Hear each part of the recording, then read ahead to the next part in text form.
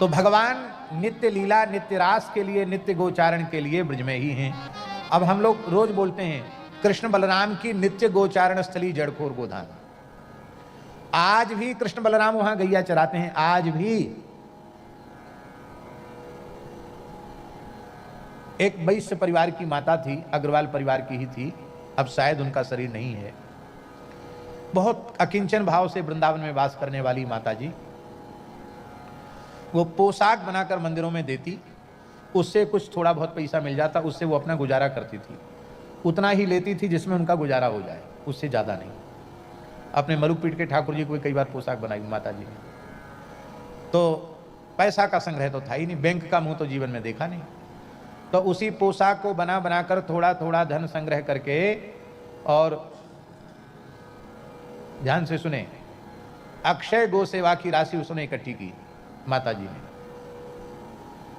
जो अक्षय गो सेवा की राशि अपने जड़खोर गोधाम की। और रोते हुए हमसे कहा, महाराज जी मैं बहुत गरीबनी हूँ, मैंने थोड़ा थोड़ा पैसा बचा बचा करके ये अक्षय गो सेवा की राशि इकट्ठी की है, तो पता नहीं जीवन में अब तो मेरा शरीर रहेगा भी कितना पता नहीं, तो ये पोशाक बहुत पवित्र काम से हमने ये पैसा इकट्ठा किया है, लियो अक्षय गो सेवा की राशि लो। तो मैंने, रुंगटा जी थे उस समय, मैंने कहा भाई ये बहुत उच्च कोटि की भक्ता है, इसकी राशि बहुत भाव से लो। लिया महाराज। बोली आज ही दिया है उसने पैसा अक्षय गो सेवा की राशि का। और बोली महाराज मैं 1-2 दिन यहाँ रहना चाहूँ तो रह सकती हूँ, यहाँ रह सकती हूँ। एक कोठरी दे दी उसको। दूसरे दिन की बात है, पर्वत से गैया नीचे उतर रही थी, और कोई स्वप्न नहीं, एकदम जागृत अवस्था में साक्षात ग्वाल वालों के सहित कृष्ण बलराम गैया लेकर ऊपर से उतर रहे हैं, और जड़खोर गोष्ठ में गैया लेकर भगवान ने प्रवेश किया।